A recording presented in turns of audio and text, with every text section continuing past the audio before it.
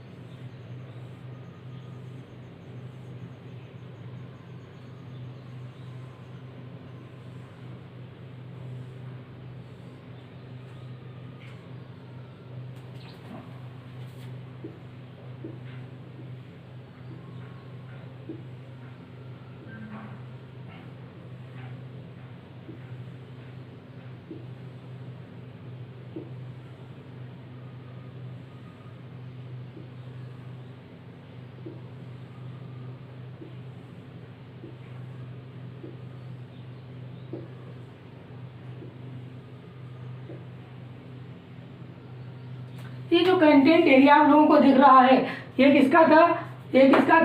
ये वाला जो था, ये एक कंटेंट यहाँ पर हो जाता है और दूसरा जो कंटेंट इनका बनता है वो ये वाला होगा। फिर इसके बाद में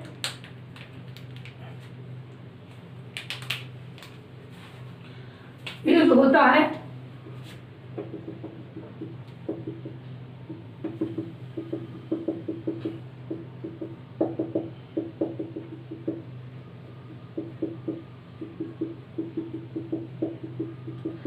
ज़्यादातर जो हम देखते हैं इसमें वो समानित को देखा जाता है। क्यों? सबसे ज़्यादातर जो समानी वंश था, समानी वंश के बाद में हम देखते हैं क्या होता है।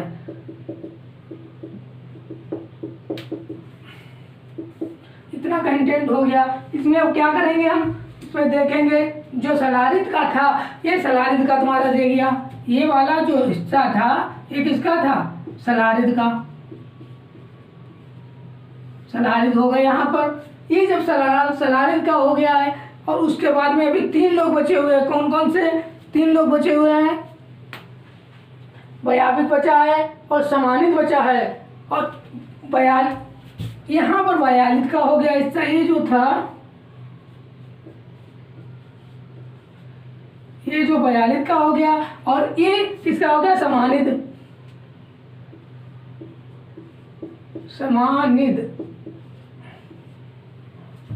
ये हो गया तुम्हारा समानित। समानित जब यहाँ पर हो जाता है और उसके बाद में बचता है तुम्हारे पास जियारिद। जियारिद जो था, जियारिद का जो कंटेंट एरिया था वो कहाँ पर था? जियारिद का कंटेंट एरिया था वो यहाँ पर था, कास्पियन सागर के पास में था इनका। कहाँ पर? कास्पियन सागर के पास में। यहाँ पर छोटा सा जो हिस्सा था ये किसका था? ये जियारिद का था। किसका? जियारिद का।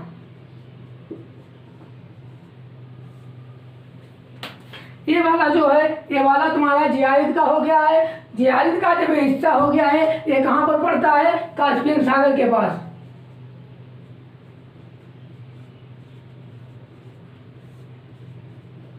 कास्पियन सागर के पास।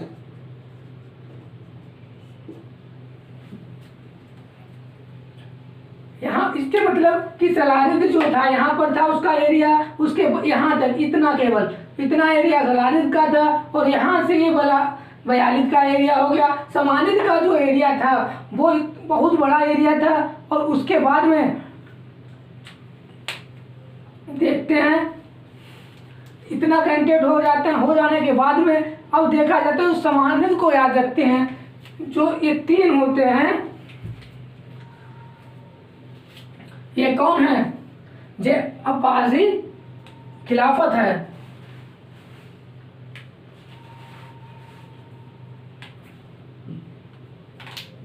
आप लोग इसको नोट डाउन करते रहिए।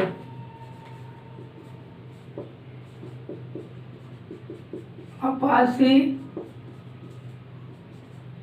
खिलाफत, इसमें कितने लोग थे? 4 मैंने बताए। पहला क्या बताया था? समानिद।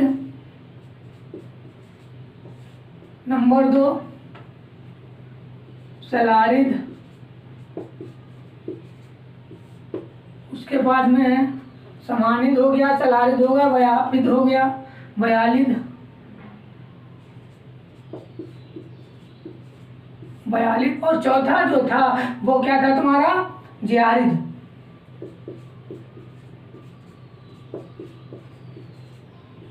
ये 4 हो गए। 4 के 4 जो थे ये कौन थे? अब्बासी खिलाफत थे। अब्बासी खिलाफत जो थे, इसके बाद में यहाँ पर ये समानिद बनता है और समानिद हो जाने के बाद में इस समानिद को ही हमें याद रखना होता है, क्योंकि मेन जो था वो था समानिद। इसमें अब्बासी खलीफा में जो था वो केवल समानिद के बारे में ही चर्चा की जाती है, क्यों? उसके बाद में क्या होता है? समानिद को याद रखते हैं और समानी वंश जो था वो अब्बासी समानी वंश जो था वो ये एरिया जो था इसको समानी वंश बोला जाता था। इस वाले कंटेंट को एरिया को समानी बोला जाता, समानी वंश बोला जाता था। और वो जो थे समानी वंश वो किसके थे? वो थे, क्या बोला था?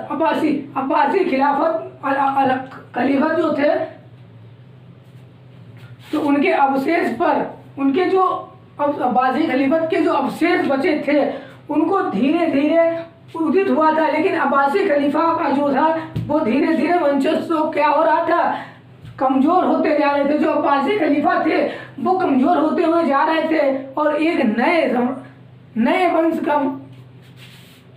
की स्थापना करते हैं, जिस वंश का होता है नाम समानी वंश। क्योंकि इतना कमजोर होते हुए जा रहे थे ये अब्बासी खलीफा, जो कि उन्हें एक नए वंश की स्थापना करी, जो उसका नाम था समानी वंश। क्या नाम था? समानी वंश था। जिसके समानी वंश के प्रमुख क्षेत्र कौन कौन से आते हैं? जैसे बुखारा आता है, क्या आता है? बुखारा आता है, बुखारा आपका जो है वो यहाँ पर पड़ता है, यहाँ पर क्या पड़ता है, बुखारा, बुखारा है। और बुखारा के बाद में आपका पड़ेगा, बुखारा जो हो गया, बुखारा के बाद में है समकंद। समकंद जो था वो एरिया यहाँ पर था, क्या चीज, समकंद, समकंद हो गया। और समकंद के बाद में आते हैं, जब समकंद हो जाता है तो बल्ख होता है। बल्ख का जो एरिया होता है वो यहाँ पर होता है, क्या हो गया, बल्ख, बल्ख, बल्ख ये 3 हो गए। उसके बाद में बल्ख भी आ जाता है। और गजनी, गजनी जो होता है वो कहाँ पर होता है, जो गजनी होता है इनका एक दूसरा, वो गजनी जो होता है, गजनी हमारा कहाँ पे जाता है, गजनी को यहाँ, गजनी हो गया। फिर बैक्टीरिया हो गया, बैक्टीरिया, बैक्टीरिया और गजनी। बैक्टीरिया जो था वो यहाँ पर था,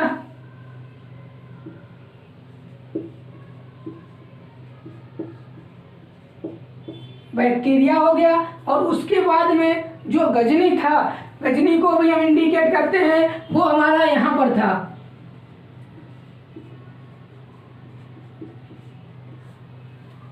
बैक्टीरिया हो गया, गजनी हो गया। और एक और बचता है जिसे बोलते हैं हैरात। हैरात जो था वो हमारा यहाँ पर पड़ता था, कहाँ पर, यहाँ पर पड़ता था हैरात, यहाँ पर हैरात पड़ता था। और हैरात पड़ने के बाद में ये जो कंटेंट बचता है, ये वाला जो कंटेंट होता है ये पड़ता हमारा है सिंध, क्या चीज, सिंध हो गया, ये हमारा सिंध हो जाता है। और सिंध हो जाने के बाद में जो ये वाला एरिया है ये हमारा पड़ता है हिंदू शाही वंश। ये वाला जो कंटेंट बचता है ये हमारा हिंदू भाई सब वंश है। और जो इधर वाला एरिया है वो हमारा पड़ जाता है कश्मीर। ये वाला हमारा क्या है, हिंदू शाही वंश।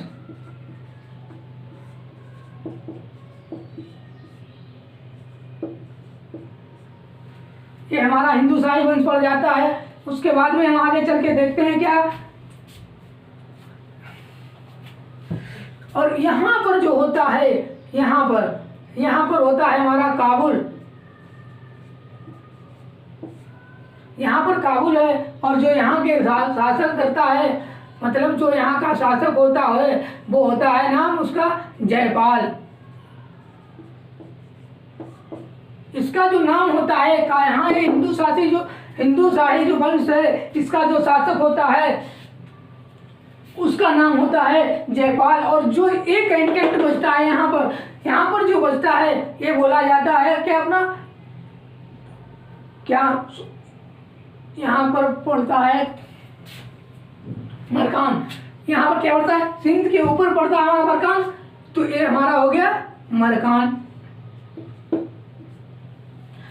यहाँ पर ये वाला जो कंटेंट पूरा है हिंदू शाही वंश है। ये वाला हमारा कश्मीर हो गया, यहाँ पर सिंध, ये हैरात है, बैक्टीरिया है, गजनी है। यहाँ पर बुखारा का क्षेत्र हो गया, ये समकंद हो गया। और उसके बाद में बल्ख हो गया। और ये काबुल जो आता था, काबुल आता था हिंदू शाही वंश में। काबुल कहाँ आता था, हिंदू शाही वंश में।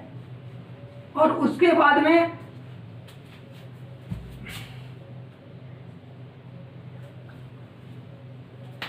इसको समरकंद,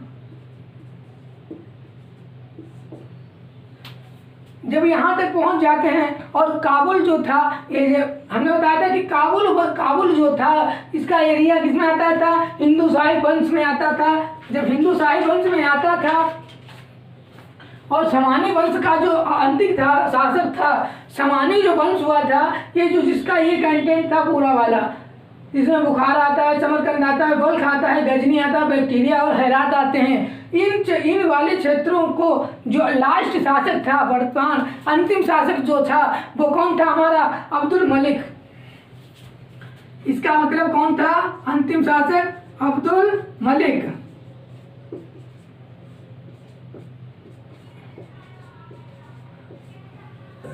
इसका शासक था हमारा अब्दुल मलिक,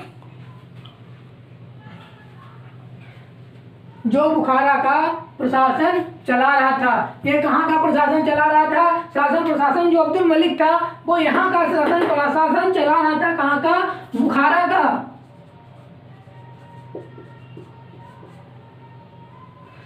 अब्दुल मलिक जो था वो बुखारा का शासन प्रशासन चला रहा था। और उसके बाद में क्या होता है, अब्दुल मलिक जो होता है उसका एक दास होता है। अब्दुल मलिक का एक दास होता है, उसका नाम होता है अल्पतगीन। क्या नाम होता है? अल्पतगीन।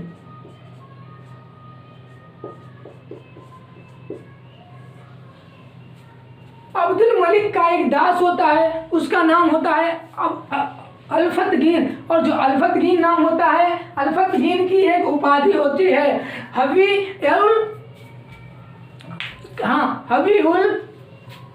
हबीउल हज्जाज। इसकी जो उपाधि होती है वो होती है हबीउल हज्जाज। इसकी अल्फतगीन की उपाधि क्या थी? उपाधि हबीउल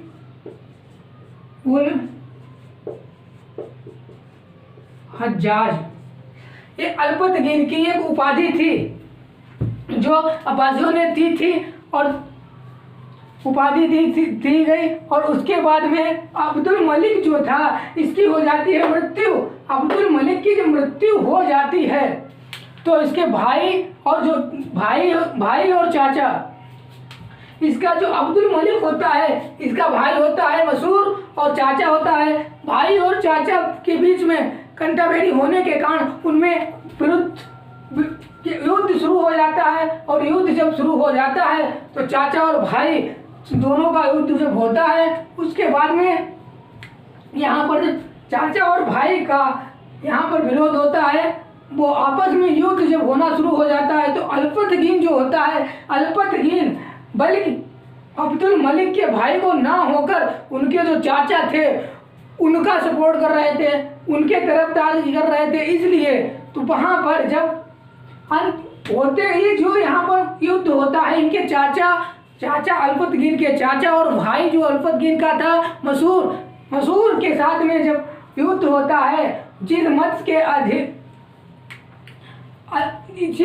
से अल्पतगीन उनके चाचा का जो समर्थन कर रहे थे उसके अकॉर्डिंग बहुत ही उसकी गंभीर हार हो जाती है। किसकी? जो उसके चाचा होते हैं वो मसूर से हार जाते हैं, परास्त कर देता है उनका भाई मसूर से परास्त कर देता है। तो जो वो अल्पतगीन जो थे वो समझ रहे थे कि अब मेरा तो यहाँ पर रहना मुश्किल है, क्यों ये हम पर कार्रवाई करेंगे। जाहिर सी बात थी कि जब तुमने उनका साथ दिया है, उनके चाचा का साथ दिया है, तो सिंपल सी बात जो मसूर था वो इन पर कार्रवाई तो करता, 100% करता। इसलिए वो जो अल्पतगीन थे वो यहाँ से भाग जाते हैं। अल्पतगीन जो थे वो इनके दरबार से भाग जाते हैं और जाकर गजनी के जो ये गजनी था, यहाँ पर गजनी जो था, यहाँ पर तो गजनी यहाँ पर जाकर इसके आसपास के जितने भी क्षेत्र थे वहाँ पर जाकर अपना एक शासन प्रशासन को लेकर गजनी वंश की स्थापना कर देता है। यहाँ पर है किसकी? गजनी वंश की स्थापना करता है। तो गजनी वंश की स्थापना कौन करता है? अगर आपका क्वेश्चन आ जाता है तो गजनी वंश का यहाँ पर लिखे दे रहे हैं, गजनी वंश की स्थापना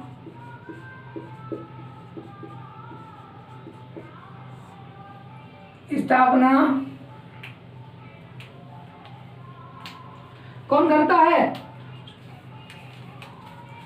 कि स्थापना जो करता है वो अल्पतगीन करता है।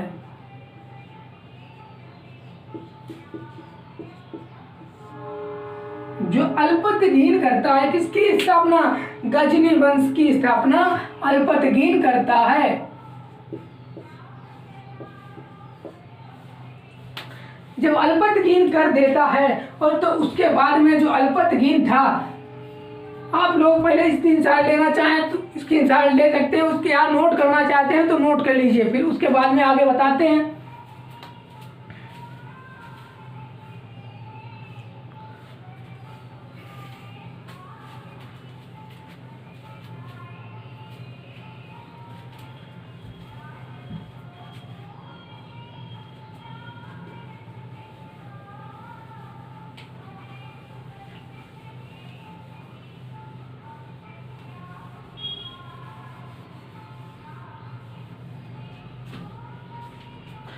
अल्पतगीन था, अल्पतगीन की हो जाती है मृत्यु।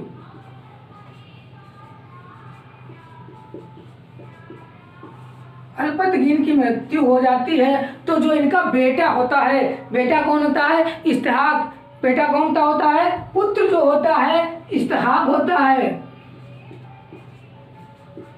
इनका पुत्र जो होता है इसहाक होता है। और इसहाक जो होता है, इसहाक का सेनापति होता है बलस्तगीन। ये कौन है? सेनापति। ये अल्पतगीन का पुत्र हो गया कौन? इसहाक। इसहाक के बाद में सेनापति जो है वो कौन है? बलकतगीन।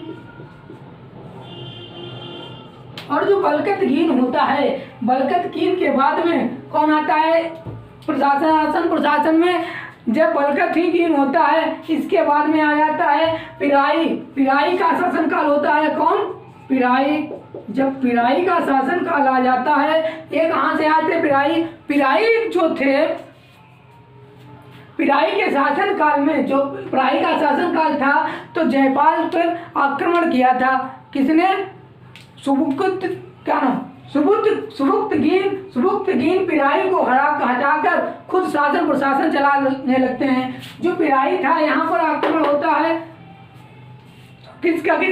एक तो होता है जयपाल का और दूसरा इधर से होते हैं सुबुक्तगीन। जब सुबुक्तगीन, इसके बाद में कौन आ जाता है? पिराई के बाद में है सुबुक्तगीन।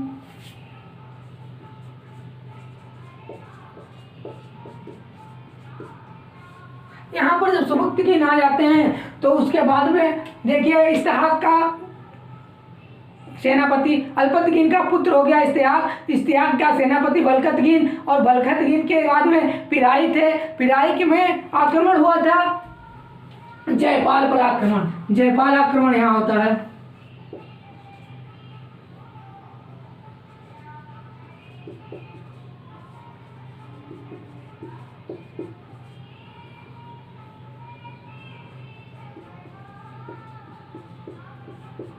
जयपाल। और जब सुबुक्तगीन प्रशासन चलाने लगता है तो क्या मिलता है? और वो एक नए खुद को, एक जो सुबुक्तगीन था वो खुद को राजा के रूप में घोषित स्वीकार कर लेता, अपने को राजा स्वीकार कर लेता है। और जो अल्पतगीन था, अल्पतगीन का कौन था? ये जो था सुबुक्तगीन, वो था हमारा इसका दामाद। इसका अल्पतगीन का दामाद था सुबुक्तगीन। जब सुबुक्तगीन दामाद था तो इन्होंने, सुबुक्तगीन जो था इसकी भी एक उपाधि होती है मीर उल उमराह। इसकी जो उपाधि थी मीर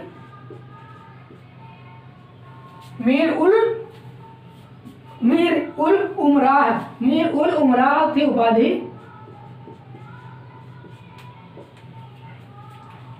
जब मीर उल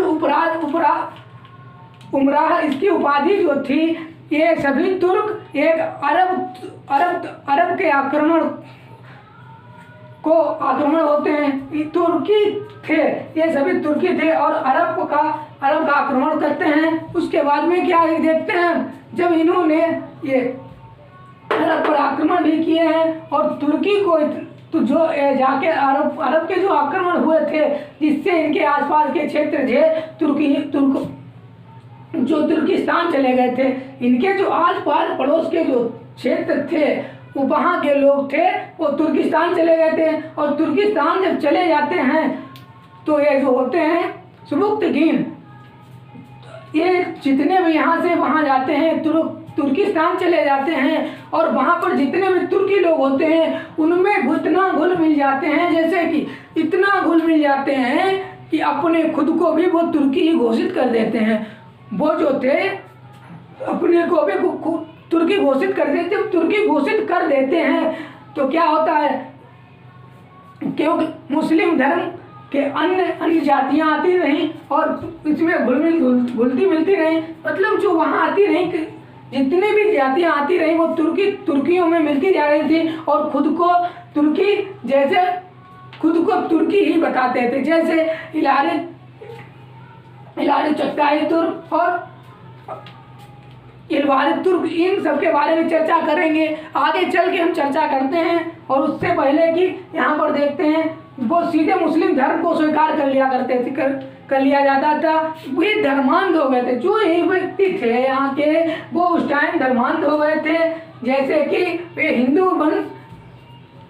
हिंदू शाही वंश को चढ़ा देते हैं। जो हिंदू शाही वंश ये है, इसको चढ़ा देते हैं। और जयपाल यहाँ का शासक होता है, जयपाल शासक होता है और हिंदू शाही वंश को चढ़ा देते हैं और हिंदू शाही वंश पे आक्रमण बोल देते हैं, मतलब हमला करते हैं। जब हमला करते हैं तो क्या जो देखा जाता है, जो मीर उल उमरा इसकी उपाधि थी, ये जब एक दो राज्यों की सीमाएं, मतलब कोई भी दो राज्य हों और उनकी दो सीमाएं आपस में जब टकराती हैं, कि मान लीजिए ये वाली जो सीमा है इसकी वाली और इसकी, ये गजनी वंश की और हिंदू शाही वंश की ये वाली जो सीमा टकराती है मान लीजिएगा, तो आपस में सिंपल सी बात है कि लड़ाइयाँ विवाद की स्थिति तो उत्पन्न ही होगी। जब दो व्यक्ति आपस में बातचीत कर रहे हो, अगर वहाँ पर कुछ गलत, कोई भी अगर दूसरा आदमी दूसरे को गलत बोलेगा या दूसरा जिस गलत नहीं बोल रहा है वो दूसरे के लिए बोलेगा, तो आपस में सिंपल सी बात, लड़ाई तो होना ही है। तो इसी तरीके से जब यहाँ पर दो लोगों की सीमाएं आपस में जब टकराती हैं, तो वहाँ पर क्या होता है, युद्ध का प्रोग्राम बन जाता है, मतलब युद्ध होने के चांसेस बन जाते हैं। आक्रमण भी होता है और जब आक्रमण होता है तो जो उसमें जो ताकतवर होगा, अगर हिंदू शाही वंश ताकतवर होगा या गजनी वंश ताकतवर होगा, अगर ताकतवर ये होगा गजनी वाला तो गजनी जीतेगा। अगर हिंदू शाही वंश अगर ताकतवर है अपने सैनिकों से जितनी होता है, अगर जो कोई भी होगा जाके तो वही जीतेगा, जिसके पास सहन शक्ति ज़्यादा होगी, सहन शक्ति होगी और लड़ने के लिए सेना भी हो।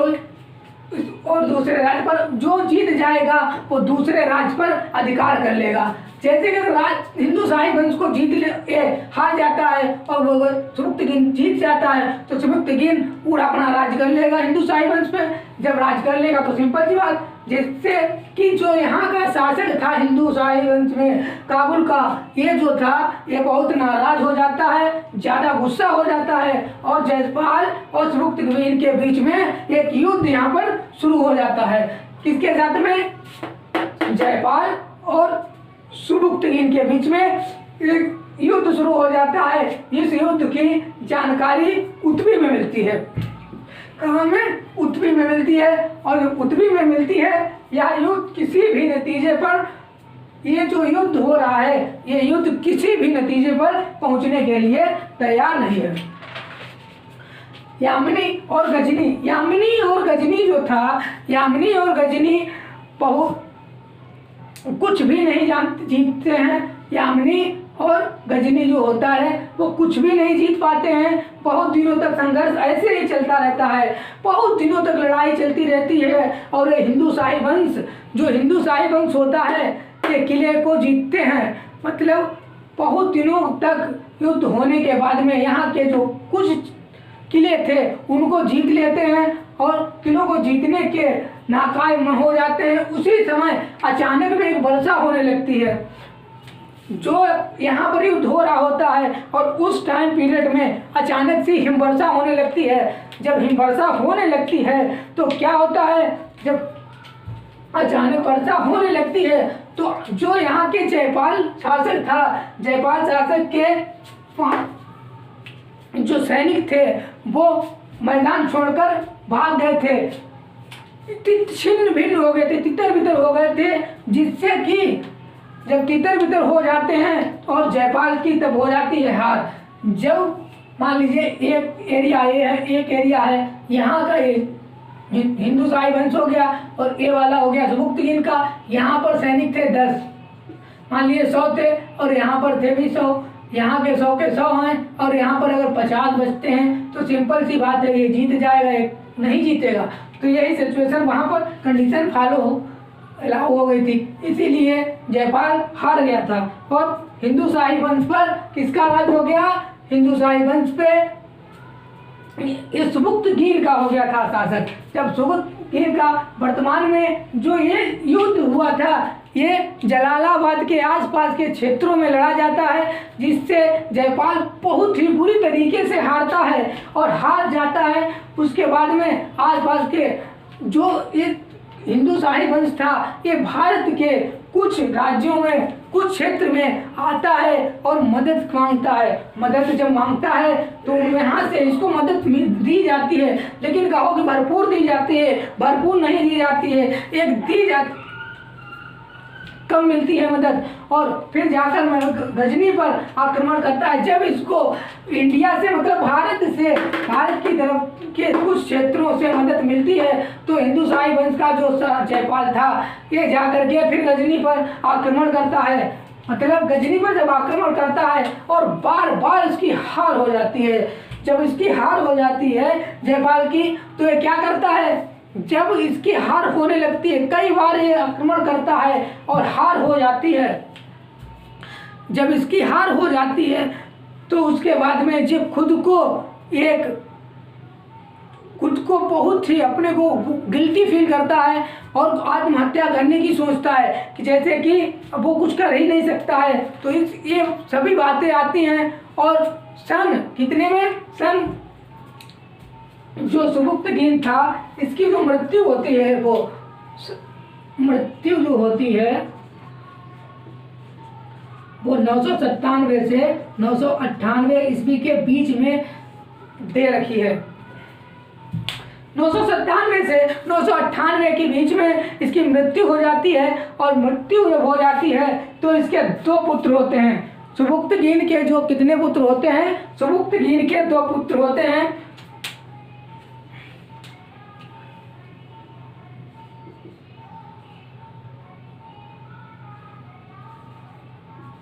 सुबुक्तगीन जो होता है इसके 2 पुत्र होते हैं, मतलब कि 2 पुत्र होते हैं।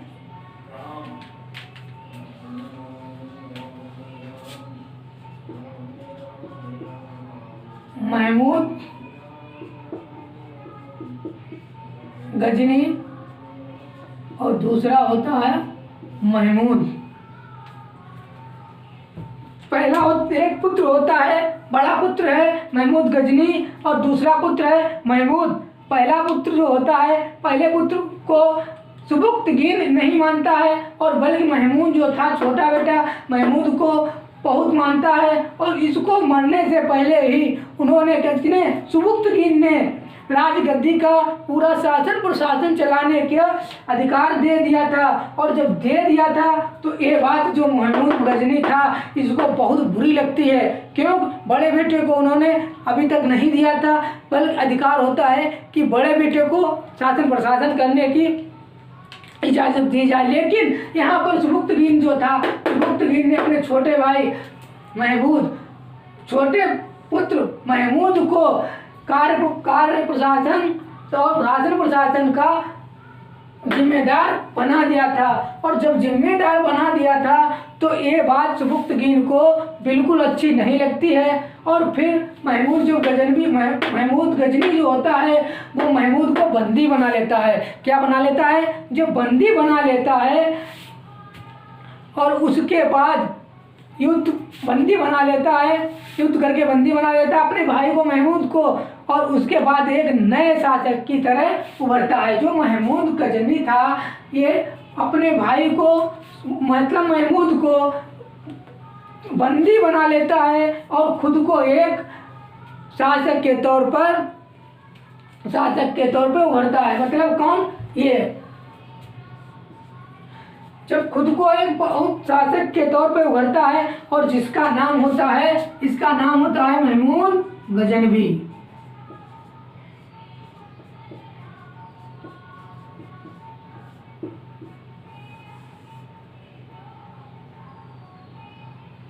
ये शासक बन गया है अब यहाँ पर आकर के महमूद गजनवी। ये जब देखा जाए हिंदू शाही जो वंश था इसको निष्फल हो गया था, ये निष्फल हो गया था और असफलता हाथ लगी थी, ये निष्फल हो गया था क्योंकि इतने युद्ध हुए थे, किसी में ये जीत नहीं रहा था, ये अपने जितने भी एरिया था खो चुका था, तो इसीलिए ये निष्फल हो गया था और सफलताओं इसके हाथ में लगी थी। जितनी भी सफलताएं मतलब इतनी बार हार रहा था तो सफलताएं नहीं मिली क्योंकि उनकी एक सुदृढ़ नहीं थी, उसकी कोई इतनी सुदृढ़ नहीं थी। और उसके बाद में हम देखते हैं स्थिति नहीं बाहरी दुनिया से इन लोगों को, जो शाही वंश था इनकी कोई अपना एक खुद से मतलब रखते थे, इन्हें ये नहीं पता था कि दूसरी दुनिया में क्या हो रहा है या क्या चल रहा है दुनिया में, इनको उससे नहीं मतलब था। ये अपने में ही जो शाही वंश के जितने भी शासक थे वो अपने में ही विलुप्त रहते थे। इसी चक्कर में ये यहाँ के हिंदू शाही जो वंश था इसको हार गए थे। महमूद गजनवी पर इस पर आक्रमण करेगा और दूसरी बार हिंदू शाही वंश के जो होता है यहाँ पर दूसरी बार आक्रमण जब महमूद गजनवी करता है तो वो इसका जो है बिल्कुल नाश कर देता है। जो शाही वंश होता है, शाही वंश का नाश कौन करता है? अगर क्वेश्चन आपसे पूछा जाता है तो शाही वंश का नाश करता भी कौन था?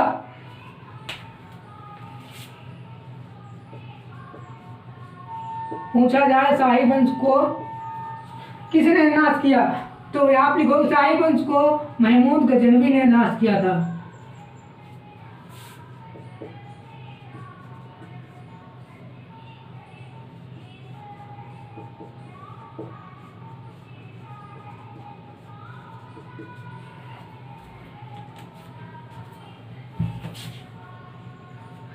जब यहाँ पर नाश कर देता है और जयपाल बार बार खुद की हार हो जाने के कारण आत्महत्या कर लेता है। और उसके बाद में हम देखेंगे भारत पर आक्रमण करने वाला पहला तुर्क कौन था? अगर पूछा जाता है भारत पर आक्रमण करने वाला प्रथम तुर्क कौन था तो कौन था तुम्हारा? सुबुक्तगीन था। क्वेश्चन आप जो भारत पर पहला आक्रमण करने वाला तुर्क,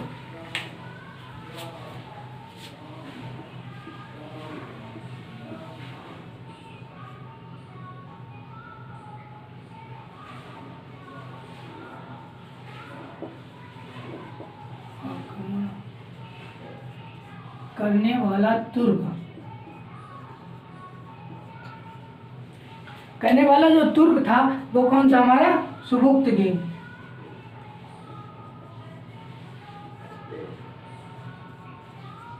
जो सुबुक्तगीन था पहला शासक था। अब देखते हैं कि यहाँ तक हमने कंप्लीट कर लिया। महमूद गजनवी को मैंने यहाँ पर लेके आए हैं और जो महमूद गजनवी है, महमूद गजनवी अब आएगा सत्ता में और भारत पर आक्रमण बोलेगा। सब भारत में आकर के ये 17 बार आक्रमण करता है भारत पर, 17 बार, और वो मैं आपको अगले वीडियो में बताऊंगा क्यों उसके लिए मुझे एक नया मैप बनाना पड़ेगा, इस मैप पर नहीं आ पाएगा। इसलिए आज तक यहीं पर और कल अगले वीडियो में मिलते हैं, उसमें हम महमूद जो गजनवी है, महमूद गजनवी के बारे में चर्चा करेंगे। महमूद गजनवी के बारे में चर्चा करेंगे कि क्या क्या इसकी उपलब्धियां रही हैं, क्या क्या नहीं रहा है और कहाँ कहाँ इसने कितनी बार आक्रमण किया है, क्या नहीं किया है, उस पर हम कल अगले वीडियो में चर्चा करेंगे। आज के लिए इतना ही और आगे चल कृपया वीडियो को लाइक करें, शेयर करें और सब्सक्राइब करें। पास में दिए हुए बेल आइकन बटन को भी दबाएं और जहाँ से जहाँ तक हो वहाँ से वहाँ तक आप लोग वीडियो को शेयर करते रहिएगा। वीडियो देखने के लिए धन्यवाद।